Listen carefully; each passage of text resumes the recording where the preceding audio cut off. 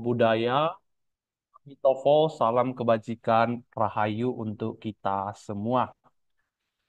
Bertemu kembali di sesi kita, yaitu tentang bagaimana titik temu keberagamaan yang dilakukan oleh Universitas Satya Tiara Bhinneka, mata kuliah keberagamaan. Terima kasih sudah hadir dosen tamu pada hari ini, Bapak Mata Riswan, kandidat doktor Bapak Mata Riswan, SPD, H, Magister Psikologi, CH, dan CHT. Dan juga terima kasih untuk kehadiran Bapak Ibu tim teaching mata kuliah keberagamaan dan juga untuk mahasiswa-mahasiswi kami yang kami banggakan. Untuk sesi pertama hari ini, sebelum kita mulai, alangkah baiknya kita berdoa. Kita berdoa menurut kepercayaan kita masing-masing kepada semua mahasiswa kami. Doa dimulai.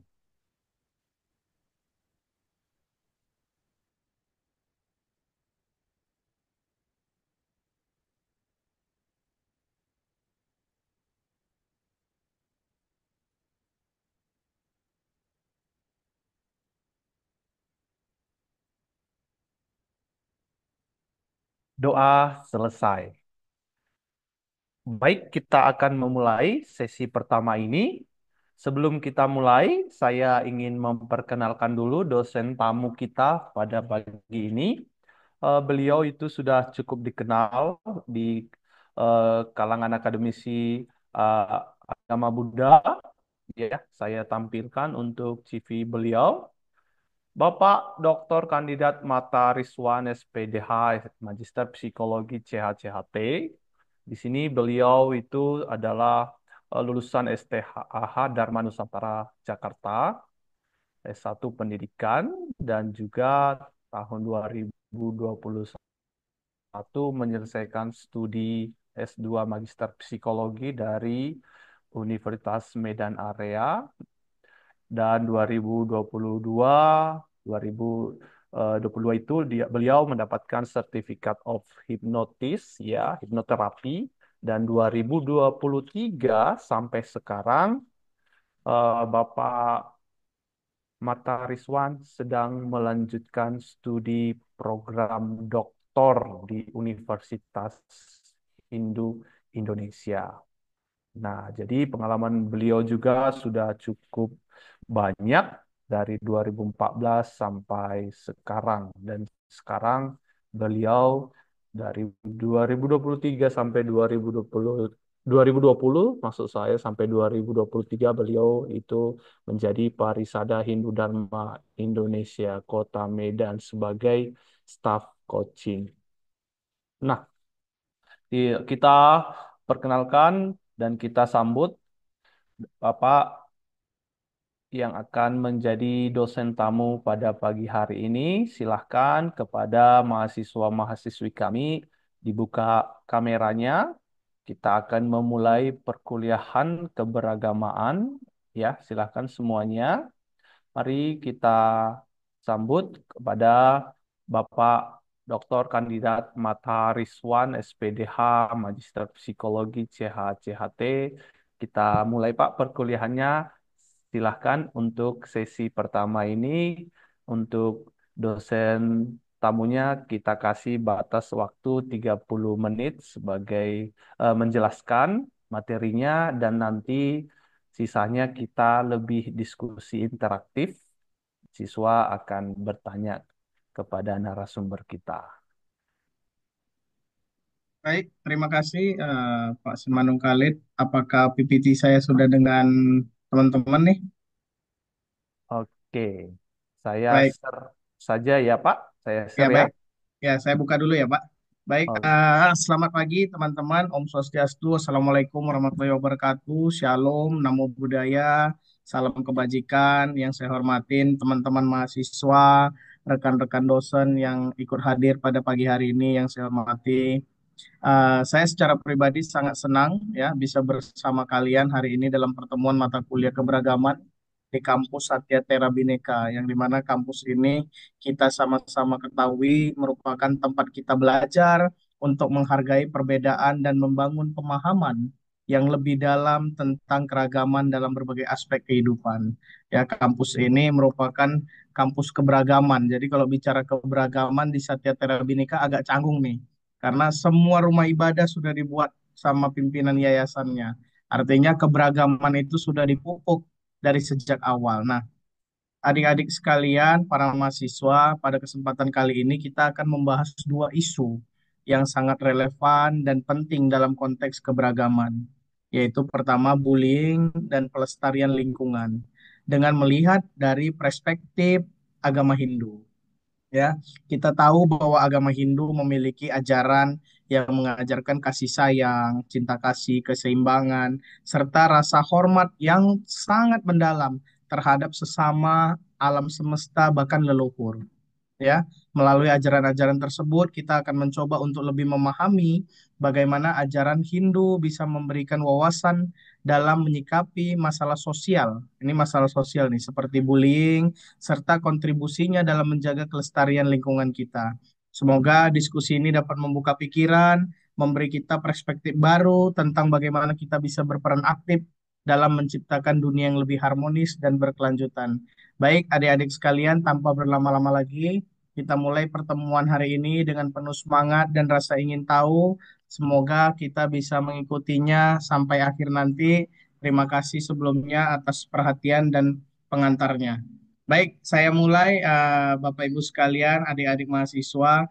Ini Studium General Titik Temu Keberagaman. Jadi bicara titik temu keberagaman itu, Satya Tera Bhinneka merupakan tempat untuk kita bertemu, berbicara keberagaman. Ini luar biasa. Nah, saya akan menyampaikan materi tentang perspektif agama Hindu mengenai isu bullying dan pelestarian lingkungan. Izin next, Pak. Nah, ini ke pendahuluannya. Kita paham bahwasannya keberagaman adalah anugerah yang mencerminkan kebesaran Sang Yang Pencipta. Dalam Hindu, Sang Yang Pencipta itu disebut dengan ide Sang Yang Widiwasa. Ya, keberagaman juga menghadirkan tantangan seperti konflik sosial, perilaku bullying, dan pengabaian lingkungan. Dalam agama Hindu, kita memandang keberagaman sebagai bagian dari Wasudewa Kutumbakam, yang berarti kita adalah satu. Seluruh dunia adalah satu keluarga.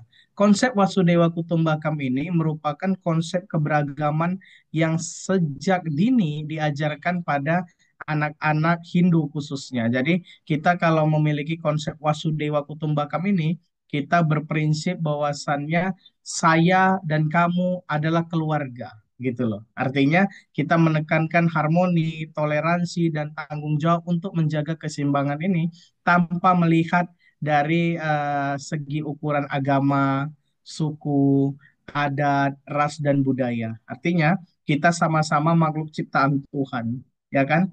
Yang membedakan kita tentang cara pandang beragama, tapi menyatukan kita dengan konsep pemikiran kita beragam, ya. Beragam artinya kita semua adalah keluarga. Izin next, Bang. Nah, ini dia. Perspektif Hindu mengenai bullying. Bullying ini kan adalah tindak kekerasan ya, tindak kekerasan agresif yang melanggar nilai-nilai ahimsa. Dalam Hindu itu, ahimsa itu artinya tidak melakukan kekerasan. Ada orang-orang di dalam Hindu yang menganut vegetarian. Nah, kalau orang-orang yang menganut vegetarian, ini sama halnya. Artinya apa? Dia tidak membunuh hewan, dia tidak membakar daging, dan lain sebagainya. Ini adalah sikap dari ahimsa. Berbicara bullying, saya pernah melakukan sebagai studi, khususnya di Sultan Iskandar Muda ya, sekolah ini anak-anak di sana itu sudah tidak melihat nilai-nilai ini lagi, ya kan? Ini adalah sekolah-sekolah yang mungkin perspektif nilai-nilai keberagamannya rendah, ya kan? Atau sekolah-sekolah yang orang-orangnya menengah ke atas, gini. Nah, ini kadang terjadi bullying, apa? Terjadi bullying terhadap generasi-generasi yang mungkin beda dengan kadar pencapaian keluarga itu mungkin, atau beda dengan pencapaian pikiran. Jadi pikiran, perkataan dan perbuatannya itu selalu tidak selaras. Itu yang menyebabkan bullying itu terjadi. Nah, di Hindu menekankan pentingnya tidak menyakiti secara fisik, verbal atau emosional. Seperti saya katakan tadi, banyak orang yang melakukan ajaran ahimsa ini untuk menegakkan prinsip-prinsip dari sikapnya menyayangi, sikapnya menghargai, sikapnya menyatukan. Jadi bicara bullying ini yang terpenting adalah bisa saling menghargai antar sesama, ya, antar keberagaman. Contoh dalam satu kelas beraneka ragam orang-orangnya. Ada yang beragama A, beragama B, beragama C. Bahkan orang yang beragama A juga dia berbeda-beda. Ada yang suku ini, suku ini, suku ini. Nah, kita upayakan untuk meningkatkan tingkat bullying ini tidak boleh kompleks. Artinya, kita harus beragam, berbaur, berkolaborasi antar sesemua, antar teman-teman. Nah, di dalam Hindu ada dua sloka yang menyangkut tentang bullying ini. Yang pertama adalah Ahimsa Paramo Dharma. Artinya di dalam kitab suci Mahabharata dituliskan bahwasannya ahimsa adalah kebajikan tertinggi. Jadi tidak ada kebajikan yang maaf, tidak ada kebajikan yang tertinggi kecuali perbuatan tidak menyakiti. Tidak ada kebajikan tertinggi kecuali perbuatan tanpa kekerasan. Ini dikatakan ahimsa. Ahimsa ini adalah kebajikan tertinggi. Selanjutnya dalam Manusemerti dikatakan daya buteso alam banam. Artinya bersikap penuh kasih kepada semua makhluk. Adik-adik sekalian, manusia itu ada yang terlahir sebagai manusia, ada yang terlahir sebagai tumbuh-tumbuhan, ada yang terlahir sebagai hewan. Ini dikatakan makhluk hidup, ya. Makhluk hidup bukan hanya manusia, tumbuh-tumbuhan juga makhluk hidup, ya, hewan juga makhluk hidup. Tapi artinya apa? Kita harus bisa bersikap penuh kasih kepada semua pencipta. Ya, ini kan ciptaan Tuhan yang harus bisa kita berikan kasih secara bijak, secara kebajikan tanpa kekerasan. Next, Pak. Nah, pesan moralnya dan dampak bullying apa? Pesan moral yang terpenting adalah hargai individu sebagai bagian dari keluarga besar umat manusia. Kalau kita sudah bisa menghargai, kita bisa bersikap menghargai antar sesama, bisa bersikap menghargai antar lingkungan, terutama dalam ruang kecil kelas, ya. Artinya kita bisa melaksanakan keberagaman ini dalam konteks dan situasi apapun, ya kan? Nah, kedua adalah jangan gunakan tindakan atau ucapan yang menyakiti. Bapak Ibu sekalian, manusia itu diberikan tiga fungsi khusus dalam hidup. Ada pikiran, ada perkataan, dan ada perbuatan. Bagaimana kita berupaya untuk dalam kehidupan ini mensinkronkan apa yang kita katakan, apa yang kita pikirkan, beserta apa yang kita perbuat. Artinya, ketiga hal ini harus selaras dalam menjalankan kehidupan. Terutama kita juga harus menjalankan kehidupan-kehidupan yang baik, ya kan? Karena kalau dampak bullying ini terhadap korban khususnya, mereka akan trauma dan mereka akan kehilangan harga dirinya. Jadi ketika orang yang sudah terkena bullying, harga diri ini merupakan harkat dan martabat tertinggi. Psikologisnya akan terganggu. Kalau psikologisnya akan terganggu, tidak akan nyaman lagi berada di lingkungan yang biasanya dia berada. Artinya, kita harus jauhkan hal ini. Kita harus pikirkan juga bagaimana kalau teman kita dibully, teman kita besok kita bully, bagaimana dengan dia, bagaimana peran keluarganya, dan lain sebagainya. Nah, pelakunya pasti akan kehilangan kesadaran spiritualnya. Kalau orang yang benar-benar pemahamannya ada spiritual, dia tidak akan melakukan bully terhadap temannya. Pasti. Apalagi dia ingat, wah, saya harus sholat 5 waktu. Saya harus minggu beribadah di gereja. Saya harus sembahyang 3 waktu bagi yang Hindu. Nah, tapi ketika kesadaran spiritualnya terganggu, maka dia akan lakukan bully. Terutama nih, kalau zaman dulu, apa yang dibully? Nama orang tuanya. Misalnya, Joko, Joko, namanya misalnya Cynthia. tapi nama bapaknya Joko. Yang dipanggil nggak Cynthia. Joko, pagi Joko. Artinya apa? Nama orang tua itulah yang disebutkan. Ini merupakan sikap awal dari bully tadi, ya kan? Ada yang berkenan, ada yang tidak berkenan, ya kan? Ada yang berkenan biasa saja, ada yang tidak berkenan mengakibatkan emosional terjadi, ya kan? Emosional terjadi dan teman-teman yang lain ikut, dia bisa kehilangan harga dirinya. Wah, orang tua saya disebut, apalagi sebut pekerjaannya. Misalnya, bapakmu ini, ibumu ini ya, itu juga. Nah, bagi masyarakat, ini merupakan dampaknya apa? Terciptanya budaya ketakutan. Jadi, budaya ketakutan itu apa? Masyarakat menilai kalau anak-anaknya dibully, anak-anaknya akan menjadi kehilangan harga diri, akan takut, dan tidak akan melanjutkan pendidikan di tempat itu. Jadi, pesan yang terpenting adalah bagaimana kita bisa menghargai setiap individu manusia, ya kan, sebagian besar dari keluarga besar kita untuk tidak menyakiti, ya kan, untuk kita bisa mengendalikan pikiran, perkataan, dan perbuatan. Walaupun pikiran kita itu sudah jengkel sekali dengan orang itu, berupayalah kita mengendalikan pikiran kita dan perbuatan kita untuk menghilangi rasa jengkel itu. Next, Pak.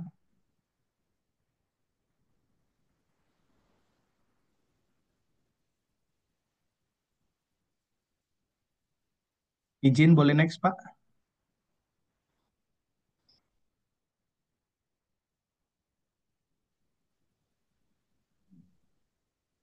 Bilang. Ya, mungkin belum ada kendala teknis. Nah, ya sudah. Ya, siap. Baik. Nah, slide 4 tadi, Pak.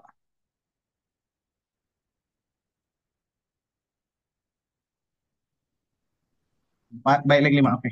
Next, Pak. Baik, adik-adik sekalian, dalam Hindu, kita bicara lingkungan ini adalah merupakan manifestasi Tuhan dalam bentuk prakerti, ya, alam semesta, dan Buma Dewi, Ibu Pertiwi, yang dimana bentuk penghormatan kepada Tuhan. Dalam Hindu ada konsep yang dinamakan Trihita Karana. Konsep Trihita Karana ini adalah tiga hubungan harmoni, ya.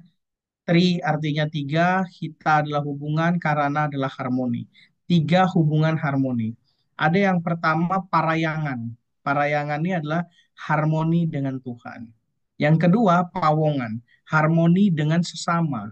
Yang ketiga palemahan, harmoni dengan alam. Baik, adik-adik sekalian, bicara hubungan manusia dengan Tuhan, hubungan manusia dengan manusia, hubungan dengan alam ini, saya akan menyampaikan bahwasanya yang pertama yang terpenting adalah hubungan manusia dengan manusia. Jadi hubungan manusia dengan manusia ini tanpa menilai agama, adat, budaya, suku, dan ras merupakan satu kesatuan dalam Hindu yang tidak bisa dipisahkan. Ini merupakan hubungan harmoni yang harus kita jaga, yang harus kita rawat, yang harus kita menyatukan konsep dan pikiran, perkataan, perbuatan menjadi sebuah keberagaman.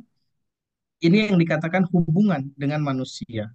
Nah, hubungan dengan Tuhan, masing-masing individu sesuai agamanya sudah menjalankan ini tanpa mengganggu individu agama orang lain. Artinya, konsep kita hubungan dengan Tuhan adalah konsep kita beragama, konsep di dalam diri kita, konsep di dalam atma kita, tanpa bisa diganggu orang, tanpa bisa diubah-ubah oleh orang. Artinya, konsep ini merupakan konsep yang baku, ya, konsep yang tidak bisa terpisahkan, sifatnya satu kesatuan dan harus dijalankan. Nah, berbeda dengan konsep sesama manusia tadi, boleh diskusi, boleh beragam, asal bisa menyatukan suatu prinsip hal-hal yang baik. Nah, yang ketiga adalah harmoni dengan alam, hubungan kita dengan alam. Hubungan dengan pelestarian lingkungan ini harus dijaga dari hal kecil. Contoh, kalau kita punya sampah, ya, pasti adik-adik ini paling malas yang namanya buang sampah. Sampah tisu. Kalau sudah lap wajah dan lain-lain, untuk mau buang ke tong sampah saja, kita pasti malas.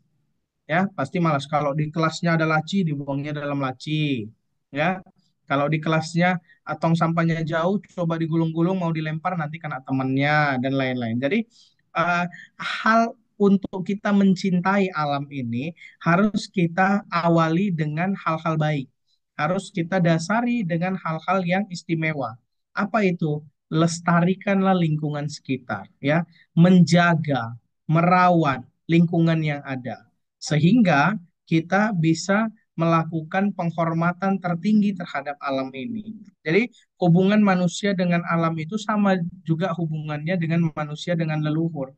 Harus dijaga, harus dirawat, dan harus diberikan penghormatan. Jadi penghormatan tertinggi dengan alam itu sama juga dengan penghormatan tertinggi terhadap alam semesta ini. Dan semesta ini penciptanya ada, pemeliharanya ada, peleburnya juga ada. Jadi konsep Trihita Karana ini harus selaras dengan apa? Dengan yang saya katakan tadi awal, pikiran, perkataan, dan perbuatan. Next, Pak. Nah, ada sloka di sana. Sloka dan tindakan pelestarian. Dalam Hindu, kitab Yajurveda dikatakan Om Dyaut Santi Rantariksham Santi, yang artinya semoga kedamaian tercipta di seluruh elemen alam. Nah, Tuhan juga sudah bersabda dalam kitab suci semua umat. Saya yakin dalam semua agama kitab suci juga menyarankan, kitab suci juga mengajarkan dan mengamalkan bahwasannya kita harus menyatukan persepsi keberagaman untuk menjaga kedamaian agar tercipta di seluruh elemen alam ini hal baik, ya. Ini semua ajaran pasti mengajarkan ini. Begitu juga dengan kitab suci Atharva Veda yang mengatakan Pritiwim Dharmana Dritam.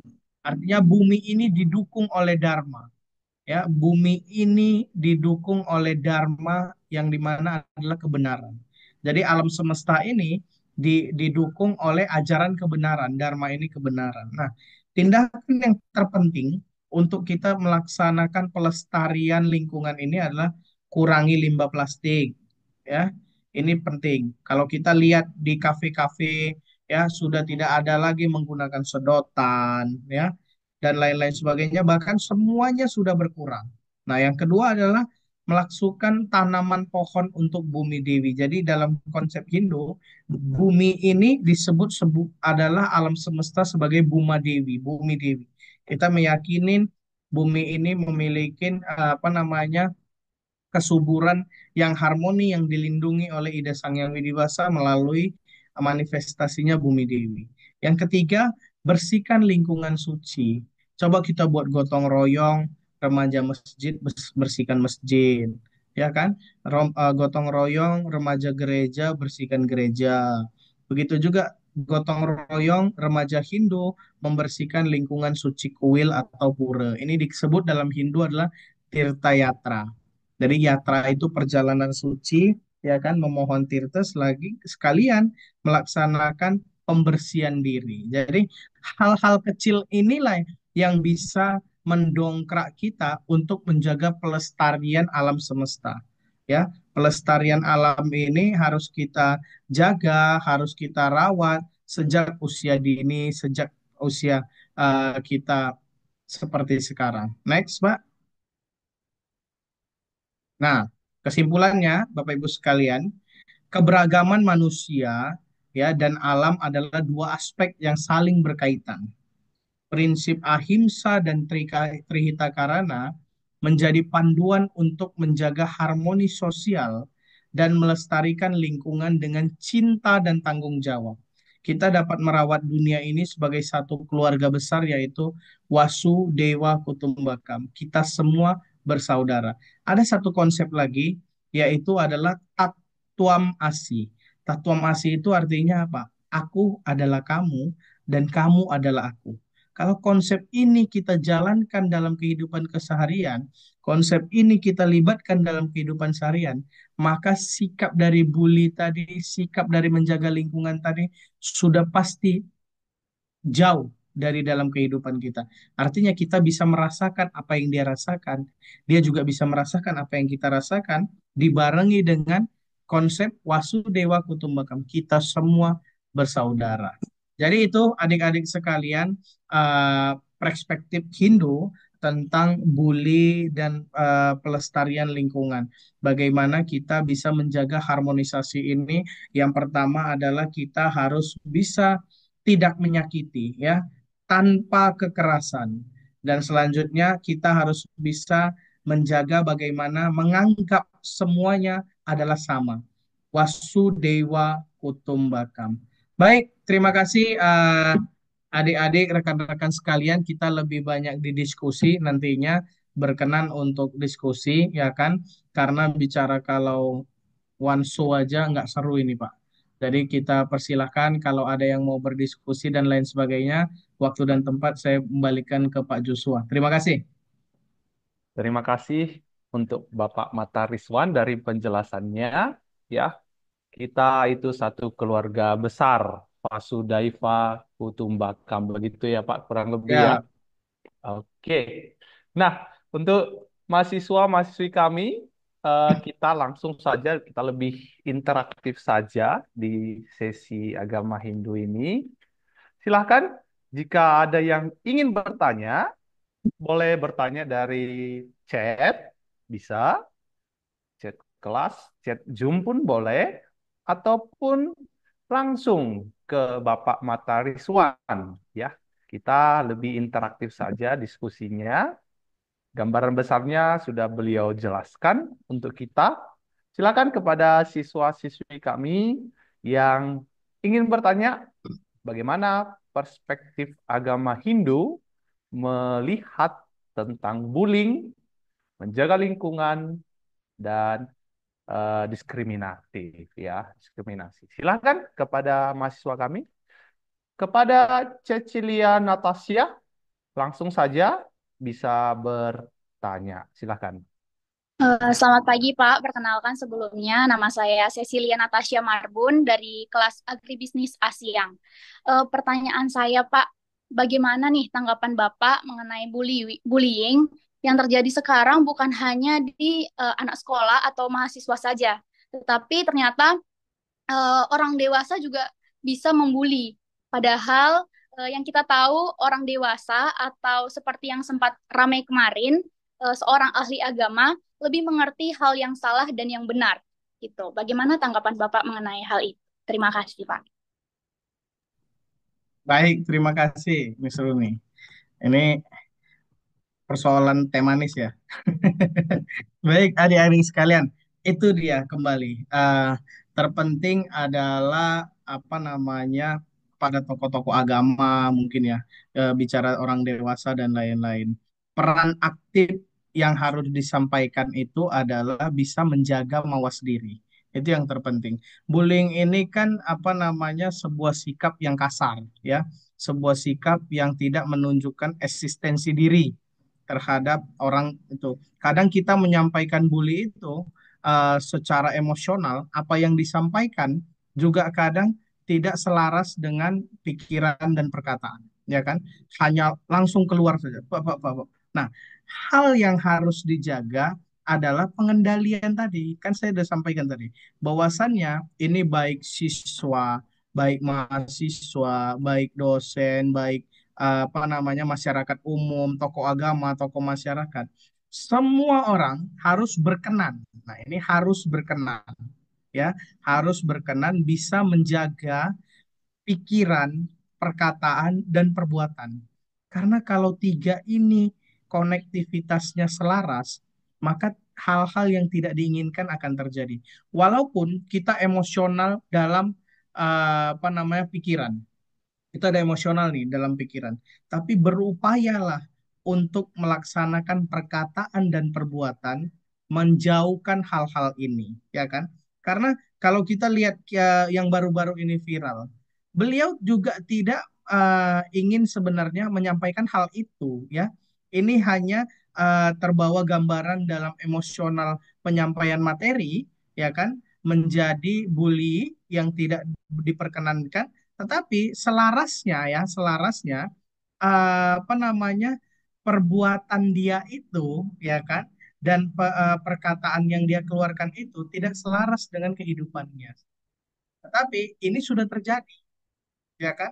Nah, harus ada klarifikasi dan lain-lain. Artinya, bagaimanapun siapapun itu harus bisa yang pertama melakukan pengendalian diri. Itulah yang tadi yang dibilang. Kalau kita bisa mengendalikan diri, kita bisa teguh dalam konsep ahimsa tanpa kekerasan, maka berbagai ragam orang di depan kita pun yang harus kita bully, kita bisa menahan diri. Mawas diri itu penting. Jadi begitu Cecilia, beserta rekan-rekan sekalian, kita dalam hidup ini juga bisa melaksanakan pengendalian diri itu penting. Jadi pikiran, perkataan, dan perbuatan itu harus selaras dan memupuk rasa tanpa kekerasan. Terima kasih, Cecilia. Kasih, Pak. Baik, pertanyaan yang bagus dari Cecilia tadi, ya. Nah, selanjutnya silahkan kepada mahasiswa kami yang ingin bertanya, silahkan langsung saja.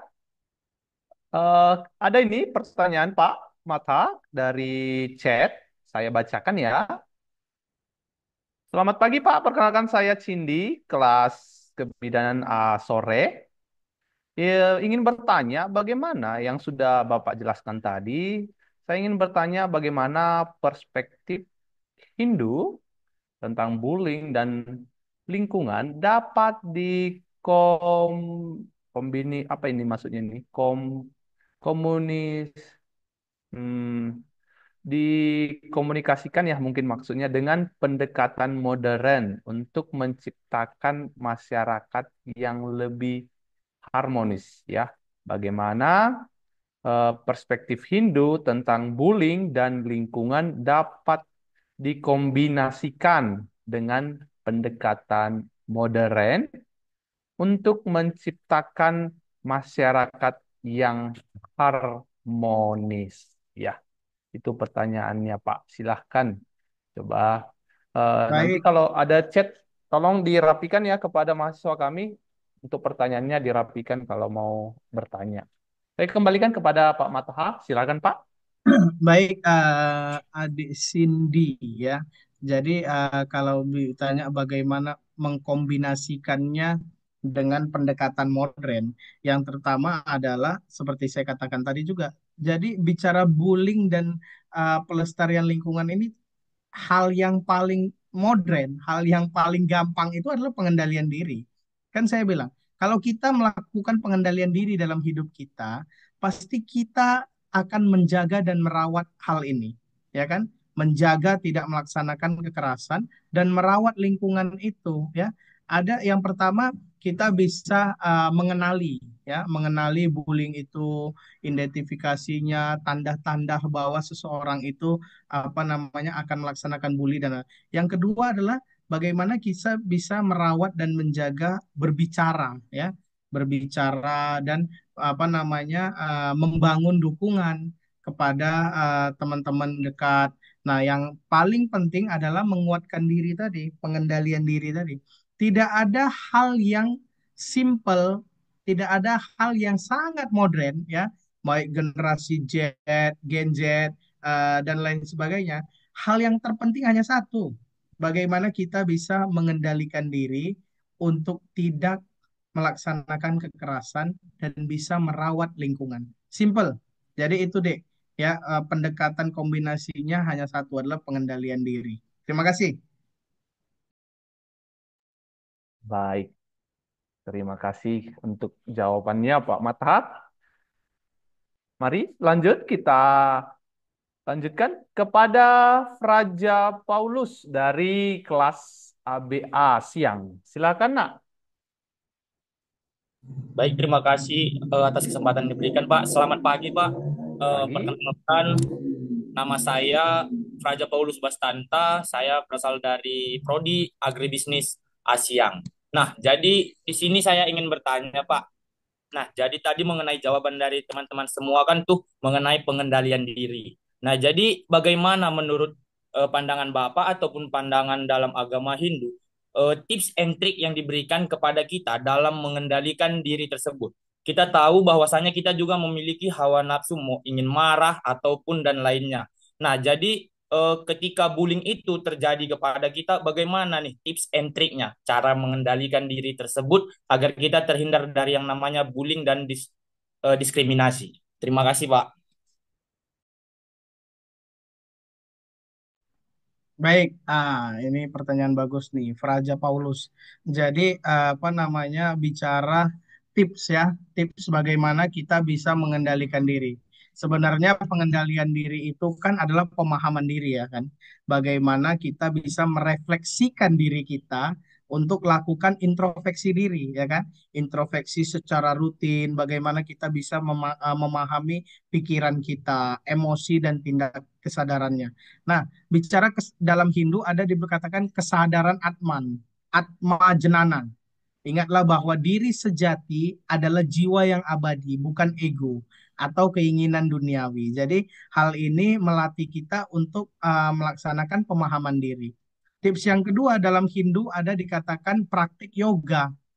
Nah, ketika seseorang melaksanakan praktik yoga, ada asana, ada pranayama, ada dhyana meditasi, maka sikap ini akan menjadi sikap ahimsa, ya kan?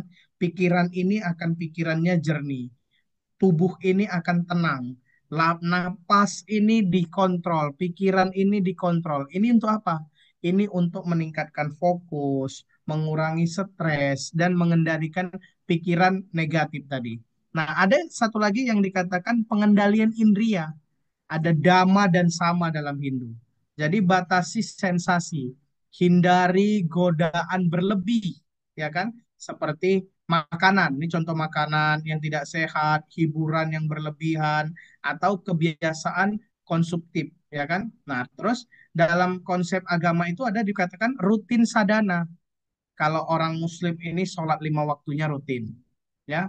Orang Hindu ini sembahyang 3 waktunya rutin, berdoa, berjapa, menghafalkan kitab suci, agar apa? Agar mengarahkan pikiran ini ke hal yang positif. Jadi pengendalian itu sebenarnya adalah bagaimana kita bisa mengendalikan pikiran ini, ya kan, agar menjadi baik dan benar. Nah, ada di konsep wiweka, kebijaksanaan mana yang salah. Terkadang kita, apalagi jiwa-jiwa muda ini, berat kita mau laksanakan pengendalian ini. Cepat kita terbakar emosi, ya kan? Artinya apa? Kita harus bisa tenang, kita harus bisa sabar. Untuk bisa tenang dan bisa sabar, kita harus memiliki gaya hidup. Gaya hidup apa? Gaya hidup yang lebih memfokuskan hidup itu 70% untuk berdharma kepada Tuhan. Jadi apa namanya makanan, lingkungan dan pengaruh-pengaruh kehidupan ini juga mempengaruhi. Bahkan tidur juga mempengaruhi, ya kan? Harus tidur yang cukup itu bisa menjaga keseimbangan fisik dan mental untuk kita tidak apa namanya bisa menahan emosi. Contoh kalau orang tidurnya lalu larut, besok dia mau pergi ke sekolah, besok dia mau pergi kuliah, ya kan? Dimarahi dosennya, tidur di kelas, ganggu temannya. Artinya apa? Dia pasti emosi, ya. Bukan dia mikirkan oh saya salah ya, enggak, dia emosi dulu baru dia nanti bilang saya salah. Semua perbuatan di dunia ini penyesalan tuh datang di akhir. Kalau penyesalan tuh datang di awal, berarti dia sudah berfokus dan tegak lurus terhadap ajaran agama dan keyakinannya. Ya kan, walaupun dia agamis, ya kan, walaupun dia tokoh agama dan lain-lainnya, terakhir dia baru nyesalnya, terakhir dia baru minta maafnya. Tapi kalau dia fokus, ya kan, terhadap apa yang dia jalankan, pasti pengendalian itu juga bisa menjadi satu kesatuan yang tidak terpisahkan dalam hidupnya. Gitu, Paulus. Terima kasih. Terima kasih, Pak. Oke, cukup menarik tadi pertanyaan dari Paulus. Ya, ini ada juga pertanyaan Pak dari Roli Tampu Bolon, kelas AB BSR. Saya bacakan ya Pak. Bagaimana Pak perspektif Hindu ya mendorong seseorang untuk memaafkan pelaku bullying dan tanpa mengabaikan keadilan? Ya, bagaimana itu ya kira-kira ya Pak? untuk memaafkan pelaku bullying ini ya. Silakan Pak, dari perspektif Pak Mata.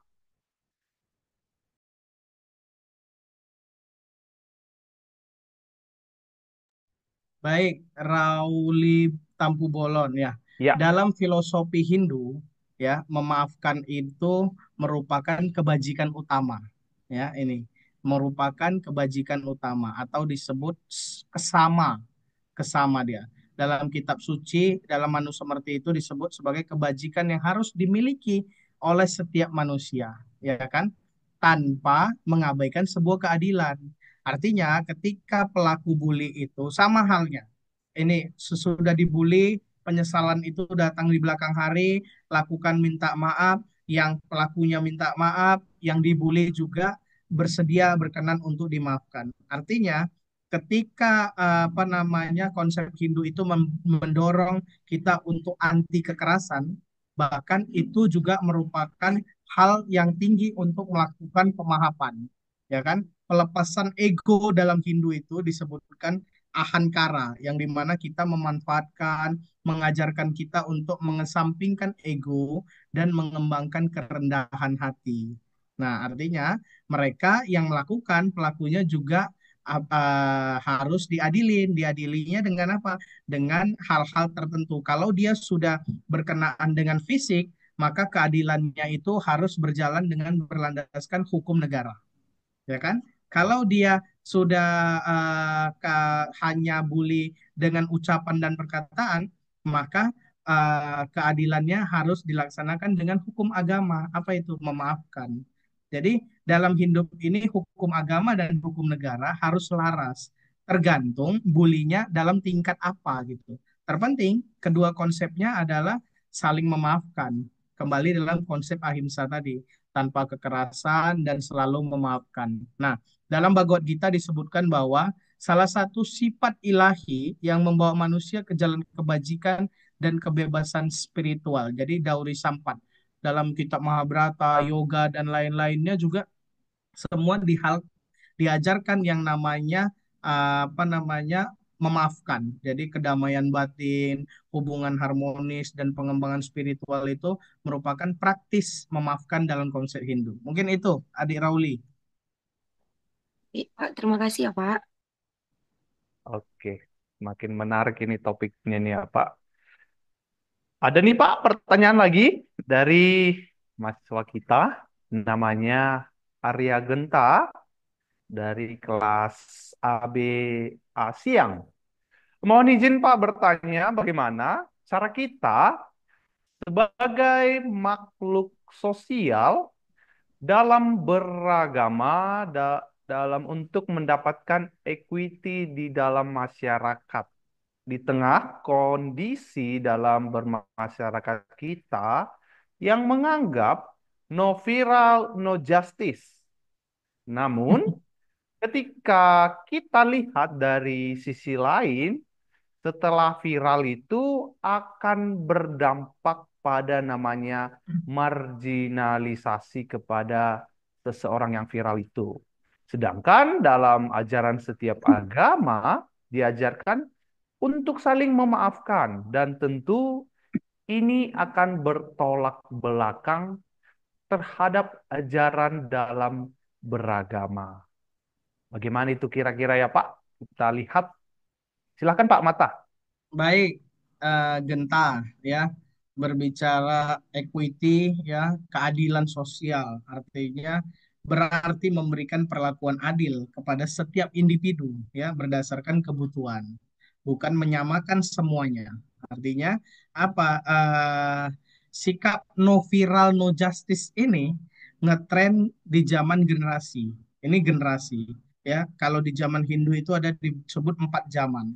Tarta Yuga, Karta Yuga, Dua Para Yuga, dan Kali Yuga. Di zaman Kali Yuga ini tidak ada hal yang tidak mungkin, ya.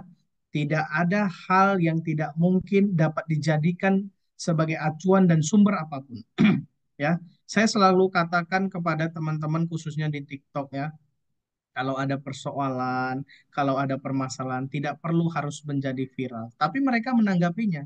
Kalau tidak viral, ya hal ini tidak ditanggapin. Nah, inilah adaptasi perubahan yang terjadi di negara kita. Ya, adaptasi yang terjadi perubahan signifikan di negara kita yang mengakibatkan no IT, no justice, ya. Jadi bukan no viral, no justice, no IT, no justice. Kalau dia tak ada handphone, dia akan memviralkan. Nah, seperti yang kejadian kemarin, walaupun dia gak ada handphone, yang memiralkan orang. Dia aja nggak tahu kejadian dia, ya, tetapi yang memiralkan orang. Nah, jadi apa namanya hal ini sebenarnya walaupun tidak begitu menjadi tolak ukur latar belakang terhadap ajaran agama, terpenting kita harus bisa memberikan perlakuan adil kepada setiap individu berdasarkan kebutuhan mereka, bukan menyamakan semuanya.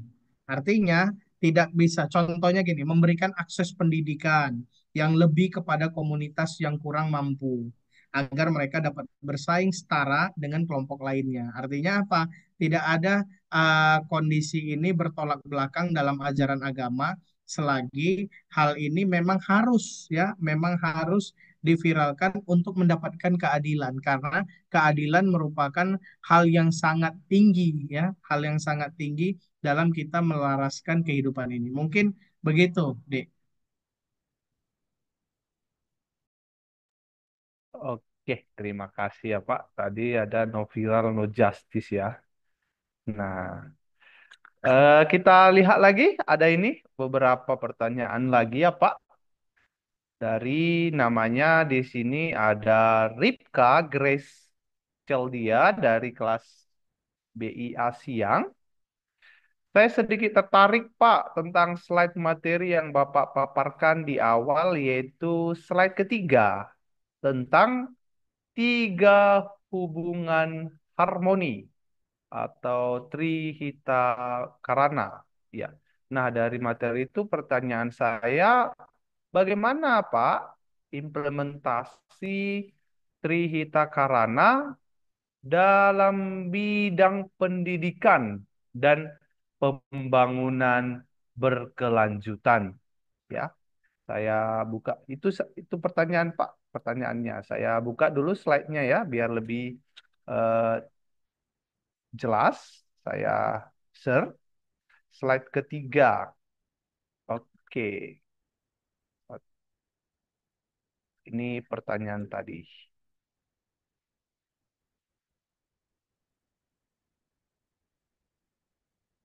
Silahkan Pak untuk pertanyaan mahasiswa kita ini bisa ditanggapi. Tri dari pertanyaan Baik, Ika Grace Cildia. Ripka Grace Keldia, ya. Trihitakarana itu adalah konsep keseimbangan hidup dalam ajaran Hindu yang mendekatkan tiga hubungan. Tadi saya katakan adalah hubungan manusia dengan Tuhan, hubungan manusia dengan sesama, hubungan manusia dengan lingkungan. Namun dalam konsep konteks pendidikan dan pembangunan berkelanjutan, ya, implementasi Trihitakarana bertujuan untuk menciptakan sistem yang mendukung harmoni spiritual, sosial, dan lingkungan, ya. Berbicara implementasi Trihita Karana dalam pendidikan, ya, itu ada disebutkan dalam hubungan manusia dengan Tuhan. Secara spiritualis dalam pendidikan, yang pertama adalah bagaimana kita bisa meningkatkan nilai spiritual dalam kurikulum. Nah, ini dia. Ya kan, pendidikan harus mengajarkan nilai-nilai keagamaan dan spiritualitas untuk menciptakan siswa yang berakhlak mulia. Contohnya begini, doa bersama sebelum kegiatan belajar, ya, integrasi nilai-nilai etika dalam mata pelajaran. Jadi ini merupakan hal yang sangat konsekuen. Nah, yang selanjutnya adalah penghormatan terhadap budaya lokal, mengajarkan tradisi dan ritual sebagai bentuk penghormatan terhadap Tuhan dan budaya, ya kan?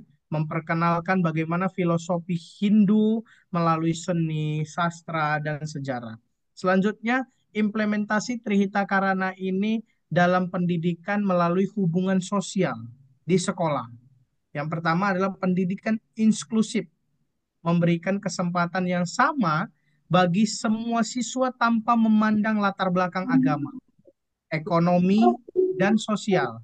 Ya, contohnya gini, kalau diberikan beasiswa bagi siswa kurang mampu atau berkebutuhan khusus, maka harus semua mendapatkan hal yang sama, ya kan?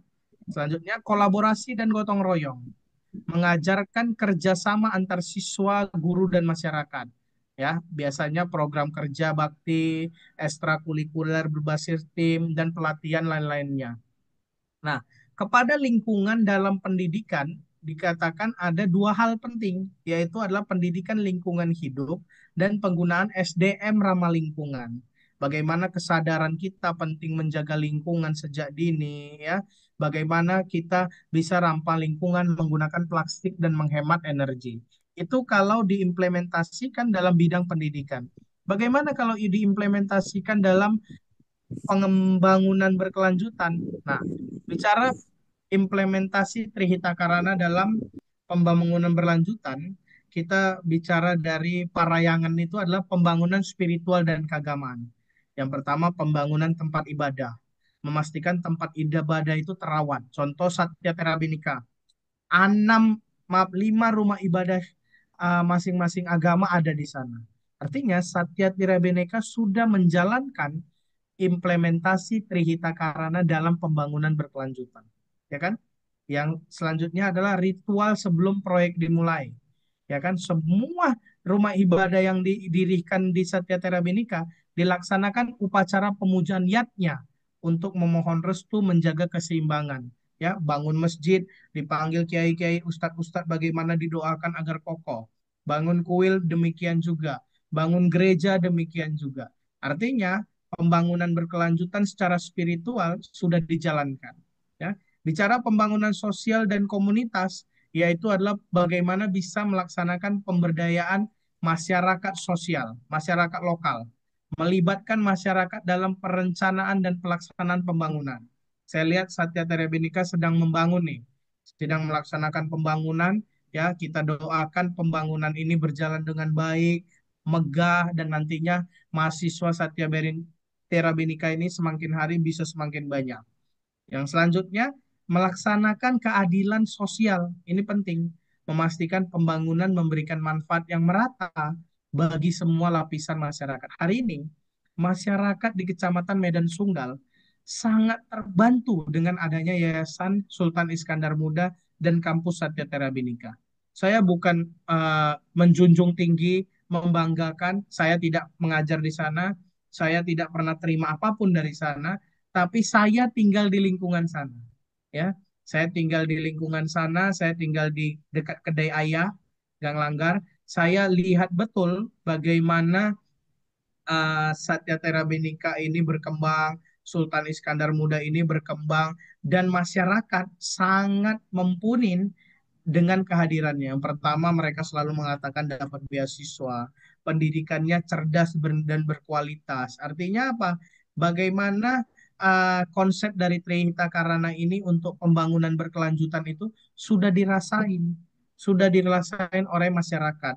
Ada konsep Trihita Karana sangat sejalan dengan Sustainable Development Goal, ya kan?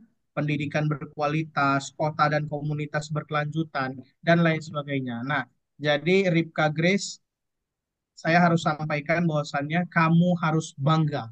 Kamu bisa hadir di kampus yang luar biasa, ya kan? Yang sangat menjaga keberagaman dalam bidang pendidikan dan pembangunan berkelanjutan. Nikmatin pembangunan di Satya Terabindika sebentar lagi akan menjadi kampus yang luar biasa, ya kan? Dan menjaga nilai-nilai keberagaman. Yayasan pernah cerita sama saya waktu kami datang sebagai Forkala, Forum Komunikasi Antar Lembaga Adat. Dengan Sultan Delhi kami datang ke Satya Terabinika. Mereka menjelaskan bagaimana didirikannya awal rumah-rumah ibadah itu sampai akhirnya Pak Sopiantan itu membangun, mencari, mencetak kader-kader kompeten seperti dosen-dosen handal yang hari ini ikut bergabung untuk mengembangkan ilmu dan pengetahuannya dalam kampus yang tercinta ini. Kami juga berdoa dan berharap semakin hari semakin besar agar terpenting masyarakat sekitar berterima kasih akan kehadiran ini. Mungkin itu jadi meluas nih Pak karena kagum tadi akan kehadiran Satya Terabinika. Makanya waktu Ibu Vince bilang Pak, saya bilang oh siap bersedia. Padahal hari ini di jam yang sama jadwal saya ngajar di Unpri. Jadi saya itu dosen mata kuliah umum agama Hindu di Unpri jam 9 sampai jam 11, Pak.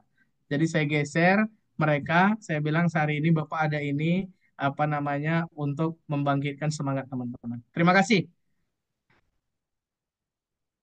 Oke, terima kasih juga untuk Pak Mata. Ya, cukup menarik tadi penjelasannya tentang bagaimana pendidikan dan pembangunan berkeberlanjutan tadi. Tentang Tri eh, Karana ya. Nah, silakan. Masih ada waktu kita. Saya kasih beberapa pertanyaan lagi kesempatan untuk mahasiswa kami. Boleh bertanya secara langsung. Silakan. Interaktif. Langsung saja boleh bertanya kepada dosen tamu kita. Via chat pun boleh. Ya, silakan kepada mahasiswa kami yang ada sekitar 127, 124 peserta. Silakan.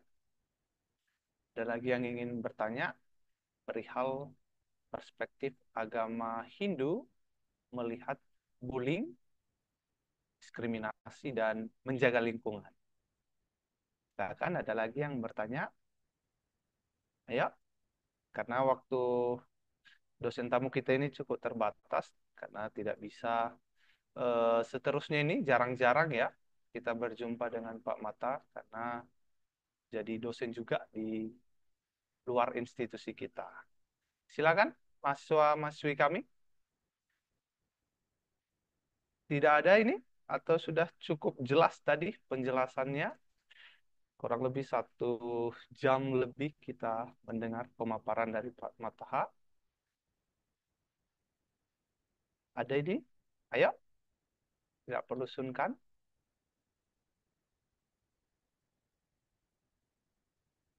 Nampaknya mahasiswa-mahasiswa kita ini sudah merangkumnya cukup lengkap ini Pak ya. Sampai mereka pun nggak ada lagi pertanyaannya ini. Tinggal kita kasih closing statement ini. Oh, ayo satu lagi pertanyaan. Karena waktu Pak Matha pun terbatas ya, mau mengajar lagi. Oke, Pak Wah, Jainuddin, tim dosen keberagamaan boleh bertanya. Dosen boleh ya Pak? ya Izin dulu. sharing-sharing. Oh, sharing ya. Silakan Pak Jain, kita sharing sebentar. Baik, terima kasih Pak. Mohon maaf ya Pak ya, saya sendiri mencuri-curi kesempatan karena Ya Pak Jai. ya apa yang sudah Bapak sampaikan itu sangat menarik ya, seperti itu. Mohon maaf ya Pak, saya izin bertanya. Kalau dari saya sendiri, sepengetahuan saya kan di Hindu sendiri mengenal konsep reinkarnasi ya Pak ya.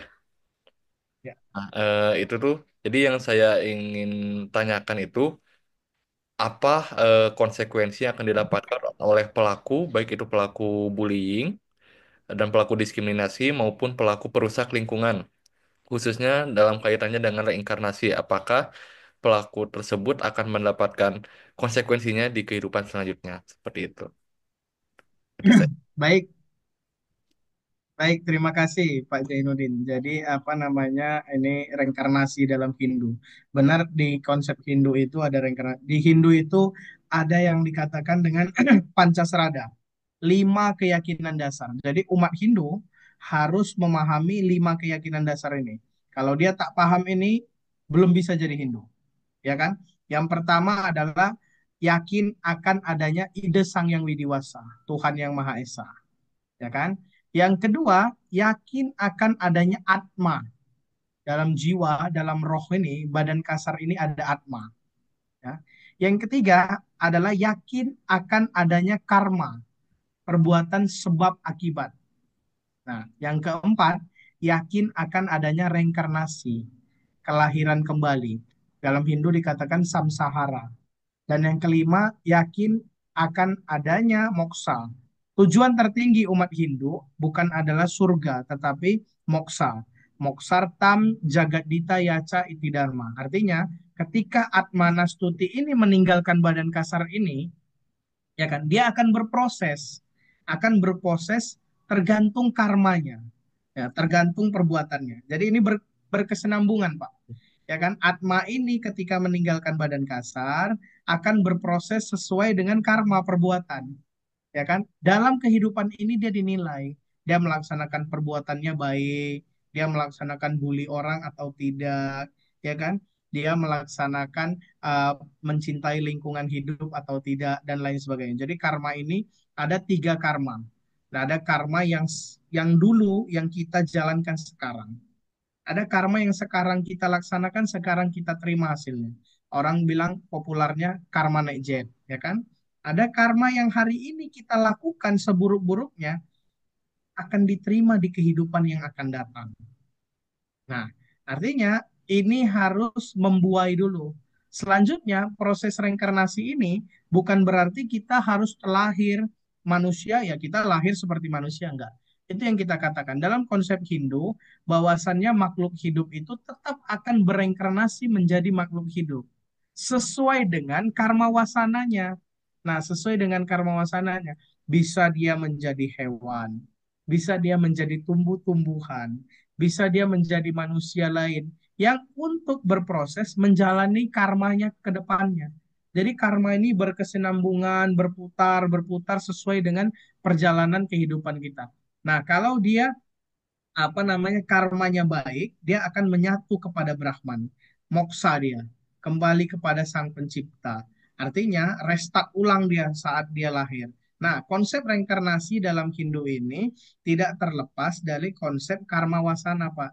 Jadi kita berjalan itu, kita hari ini berjalan menjalankan kehidupan adalah menjalankan proses karma, ya. Karma yang dulu yang kita tidak tahu, karma yang sekarang kita buat nanti akan diterima, bahkan karma yang hari ini kita buat juga akan kita alami. Nah, proses reinkarnasi itu dalam Hindu adalah menjalankan kehidupan sesuai dengan karma wasananya. Jadi kalau dia dalam hidup ini mungkin dia bully orang, ya kan? Dalam hidup ini dia tidak menjaga dan merawat pelestarian lingkungan, bisa jadi dia akan menerima halnya di kehidupan berikutnya. Bisa jadi dia akan menerima akibatnya sebentar lagi. Dan bisa jadi dia laksanakan ini karena dia terkontaminasi dengan perbuatannya yang lalu. Semua reinkarnasi itu berjalan, berlangsung sesuai dengan karma wasananya. Begitu Pak Zainuddin. Jadi menurut Hindu itu begitu, berkesinambungan dia. Terima kasih Pak. Ya, baik, terima kasih Pak. Oke, terima kasih untuk jawabannya untuk Pak Matha. Baik, kepada mahasiswa kami boleh untuk bertanya sebelum closing statement karena waktu juga Pak Matha ingin mengajar juga di institusi lain. Kita menghargai beliau. Ini sudah eh, mau bergabung dengan kita dengan waktu yang cukup banyak ini. Sebelum closing statement, ada lagi mahasiswa-mahasiswi kami yang ingin bertanya? Oke, nampaknya tidak ada lagi nih Pak Mathak. Nah, Baik, silakan Pak, closing statement dari diskusi kita di pagi hari ini. Setelah itu nanti kita akan membagikan sertifikat untuk Bapak Matha. Silakan Pak, closing baik statement. Bapak Ibu dosen, ya rekan-rekan mahasiswa dan seluruh peserta Zoom hari ini tentang titik temu mata kuliah keberagaman studium general. Ya, keberagaman merupakan anugerah yang seharusnya dirayakan, bukan dijadikan pemisah. Ya, dalam Hindu, konsep Wasudewa Kutumbakam mengajarkan bahwa seluruh dunia adalah satu keluarga. Pesan ini relevan dalam kehidupan kita sehari-hari untuk menjaga harmoni, saling memahami dan menghormati satu sama lain meskipun berbeda keyakinan, budaya, atau pandangan hidup. Semoga ya melalui pemahaman yang lebih mendalam tentang keberagaman, kita semua dapat menjadi bagian dari solusi untuk menciptakan dunia yang damai dan harmonis. Dalam lingkup kecil, khususnya di kampus Satya Bhinneka yang tercinta. Mari kita jadikan perbedaan sebagai kekuatan, bukan hambatan, untuk mewujudkan masyarakat yang lebih adil, sejahtera, dan penuh cinta kasih. Sebagai penutup, saya ingin mengucapkan terima kasih atas perhatian keterbukaan dan diskusi yang luar biasa hari ini. Ya, jika ada pesan-pesan yang saya sampaikan tidak berkenan, saya mohon maaf, kepada Tuhan saya mohon ampun. Semoga apa yang telah kita pelajari dan diskusikan dapat bermanfaat, tidak hanya untuk diri kita sendiri, tetapi juga bisa digunakan bagi lingkungan sekitar. Demikian, Pak dosen dan lain sebagainya, saya akhirin pertemuan ini dengan mengucapkan Paramasanti, Om Santi Santi Santi. Terima kasih. Terima kasih untuk Pak Mathah ya dari kuliah umum hari ini sangat baik dan bagus sekali penjelasan dari Pak Mathah. Saya itu terdengar dari tadi itu dan saya ingat itu yaitu kita adalah satu keluarga besar ya. Ya, Vasudhaiva Utum Bakal. Kutumbakam. Nah, itu poin yang cukup menarik di sesi ini ya. Terima kasih untuk Pak Madhat. Sebelum itu, kami dari tim dosen mengucapkan terima kasih banyak sekali lagi kepada kandidat Dr. Matha Rizwan ya, PDH MPSI atas waktu yang disediakan bagi kami tim dosen mata kuliah keberagamaan Universitas Satyatera Bhinneka. Dan hari ini kami akan memberikan sertifikat kepada Bapak Matha. Ini adalah bentuk terima kasih kami.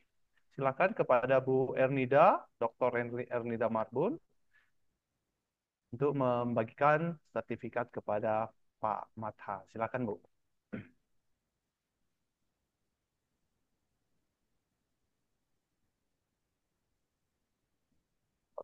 Oke,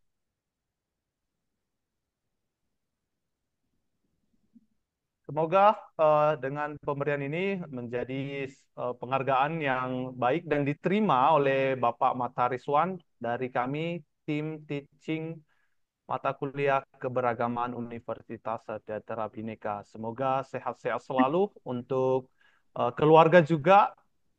Ya, Kami sampaikan salamnya ya Pak. Semoga sehat, panjang umur dan sebagai dosen sama dosen semoga pengajarannya juga lancar-lancar semua.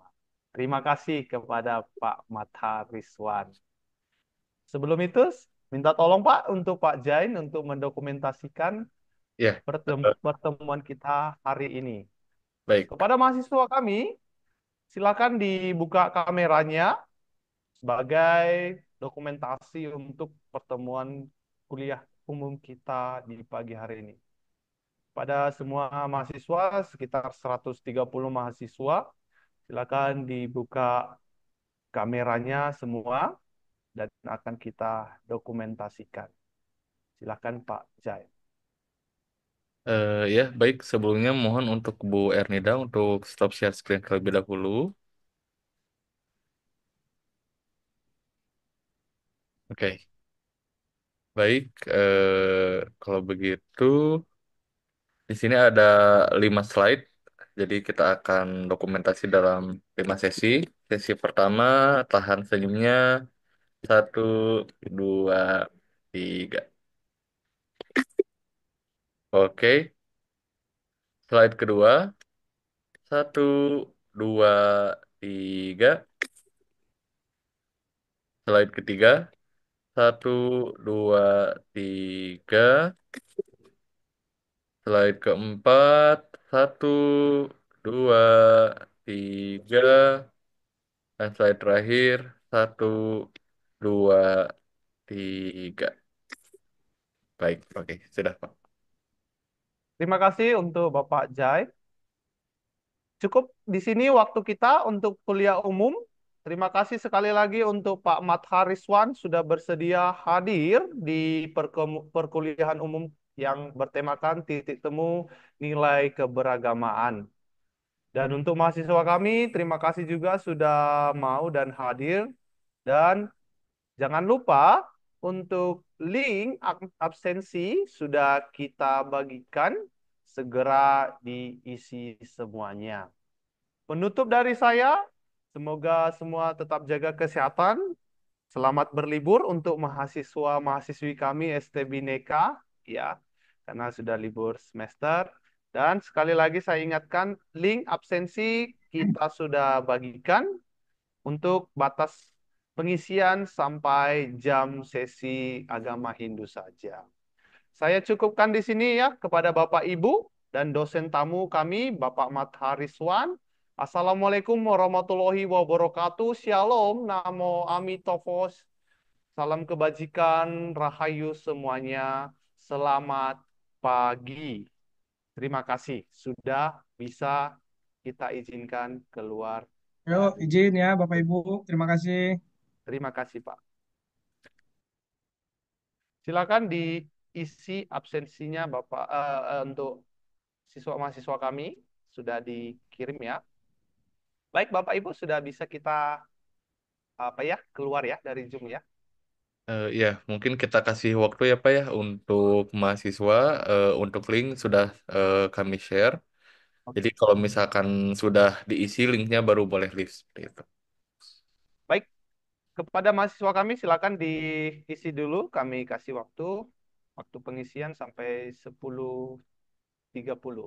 Kalau sudah oke, boleh keluar Zoom.